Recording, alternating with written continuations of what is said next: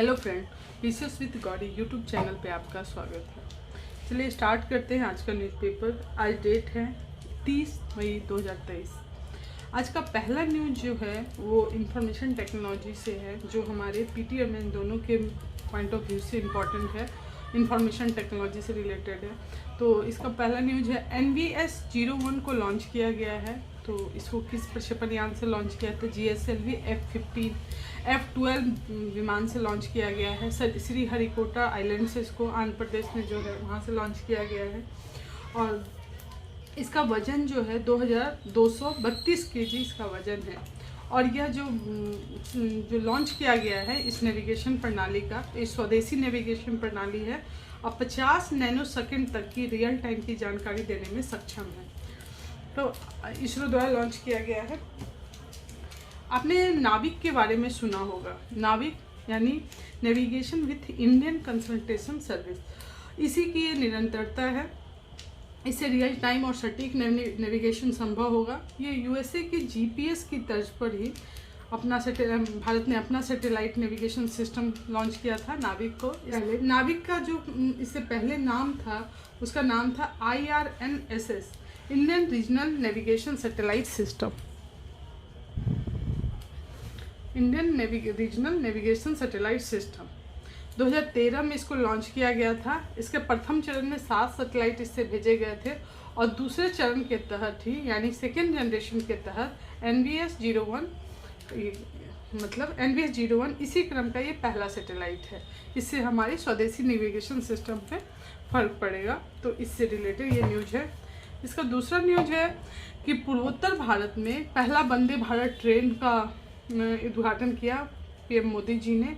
ये गुवाहाटी से नीच जलपाईगुड़ी को जोड़ेगा। और दूसरा न्यूज़ है कि अभी नीति आयोग का वर्तमान में बैठक था, तो उस बैठक में उत्तराखंड ने ग्रीन बोनस की बात की है, ताकि जो राज्यों को जो संसाधन आवंटन होता है उसमें वन और पारिस्थितिकी सेवाओं के मानक को बढ़ाने का आग्रह किया है। ये विकास और पर्यावरण संरक्षण, ये दोनों की मुहिम को गति करने में ग्रीन बोनस एक न्यूज़ जनसत्ता से रिलेटेड है, जिसमें आज की आबादी, भारत जो इतना बड़ा कामगार वर्ग का देश है, वर्किंग एज हमारे यहाँ सबसे ज़्यादा है, साथ में कौशल विकास की वर्तमान स्थिति पर बात की गई है। तो चलिए स्टार्ट करते हैं आज का न्यूज़। आज का न्यूज़ है कि कौशल विकास का अर्थ राइटर ने समझाने की कोशिश की है कि कौशल विकास जो है श्रम को प्रतिस्पर्धी करता है और उसको अधिक उत्पादक बनाकर संरचनात्मक बदलाव के जरिए सामाजिक आर्थिक विकास में योगदान देता है। अगर कौशल विकास होगा तो उत्पादकता बढ़ेगा, अधिक और बेहतर नौकरी सृजन होगा, लोगों का जीवन स्तर बढ़ेगा और इससे उत्पादन बढ़ेगा, निवेश बढ़ेगा, अंततः भारतीय अर्थव्यवस्था और सामाजिक जीवन दोनों मजबूत होगा। तो वर्तमान में हम स्थिति देखते हैं कि भारत की बहुसंख्यक आबादी आज भी परंपरागत आजीविका पर निर्भर है। जैसे पता है आपको, देश की आधी से अधिक जनसंख्या कृषि पर निर्भर है। 90% कामगार वर्ग जो है हमारे यहाँ वो असंगठित क्षेत्र में कार्यरत है, जिनकी उत्पादकता कम है। यहाँ प्रचंड बेरोजगारी एक बड़ी समस्या है। इसलिए और गरीबी, बेरोजगारी, भुखमरी, ये सब भारत की एक समस्या है। तो इसलिए हम लोग जो न्यू एजुकेशन पॉलिसी लाए हैं और स्किल इंडिया डेवलपमेंट प्रोग्राम को आपस में जोड़ने की बात की जा रही है, यानी शिक्षा को उद्योगपरक बनाया जाने की बात की गई है न्यू एजुकेशन पॉलिसी में। यानी इसी के लिए हमने वोकेशनल कोर्स को यहाँ पे बढ़ावा दिया है। तो अगर हम भारत की जनसंख्या की स्थिति को देखते हैं तो 2/3 आबादी भारत में 15 से 59 वर्ष की है, यानी वर्किंग एज पॉपुलेशन है। और 54% आबादी जो है भारत में 25 वर्ष से कम है। एक रिपोर्ट आया है, स्किल इंडिया रिपोर्ट 2018 के अनुसार भारत में जो जनांकी लाभांश का मुख्य कारण जो है अगले 6 वर्ष तक आबादी की औसत आयु का 29 वर्ष से कम रहना है। और यूनिसेफ की भी एक रिपोर्ट है कि 2030 तक 47% भारतीय युवाओं के पास रोजगार के लिए जरूरी शिक्षा और कौशल की कमी होगी, जिससे रोजगार प्रभावित होगा। और इसके अलावा ILO का भी कहना है कि 2030 तक लगभग 3 करोड़ कौशल का अंतर होगा। और अब श्रम बल के रूप में देखते हैं तो 70 लाख की वृद्धि का अनुमान है, यानी आने वाले समय में 70 लाख यानी 2% जो है हमारे श्रम बल में वृद्धि होगी। उसके अनुसार शिक्षा नहीं है, उनके अनुसार कौशल की कमी है, अंततः जो बेरोजगारी, गरीबी, ये सबको बढ़ावा दे सकता है। अच्छा, इस बड़ी आबादी को गरीबी और बेरोजगारी से अगर बाहर करना है, उभरते रोजगार और कौशल विकास पे हमको फोकस करना पड़ेगा। अगर हम भारतीय शिक्षा प्रणाली की बात करें तो जो परंपरागत शिक्षा प्रणाली भारत में रही है वो आजीविका की कोई गारंटी नहीं दे रही थी। वहाँ कौशल अंतराल था, यानी शिक्षा को उद्योगपरक नहीं बनाया गया था। पूरा फोकस प्रारंभिक शिक्षा पे था, अभी तक है भारत में, और जिसके कारण 30% उच्च शिक्षित युवा बेरोजगार है भारत में। कुशल श्रम की कमी है, जिसके कारण नवाचार प्रभावित हो रहा है, ओवरऑल विकास प्रभावित हो रहा है। तो हमारी चुनौती है हम व्यावसायिक प्रशिक्षण और कौशल विकास तक सबकी पहुंच सुनिश्चित करना।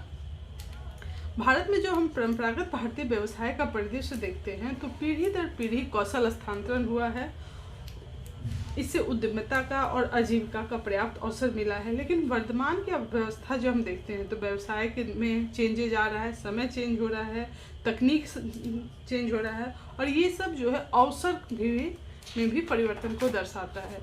तो आज़ादी के बाद की जो हमारी नीति थी, महालनोबिस मॉडल वाली नीति, उससे स्कूल और व्यावसायिक शिक्षा में अलगाव रहा, शिक्षा और कौशल विकास पर भी अंतर रहा। योजना के आयोग के अनुसार एक लाइन है, one shoes fit to all, मतलब सारे देश के लिए एक योजना बना दिया गया। तो ये सब चीज़ था जिसके कारण भारत में शिक्षा और कौशल विकास के बीच जो कड़ी स्थापित होना चाहिए था वो नहीं हो पाया। इसका परिणाम ये हुआ कि आज मात्र 2% से लेकर 5% पेशेवर ही व्यावसायिक कामगार यानी औपचारिक रूप से कुशल हैं। इसलिए गवर्नमेंट ने प्रधानमंत्री कौशल विकास योजना न्यू एजुकेशन पॉलिसी 2020 को लॉन्च किया ताकि शिक्षा और कौशल के बीच समन्वय को बढ़ाया जाए।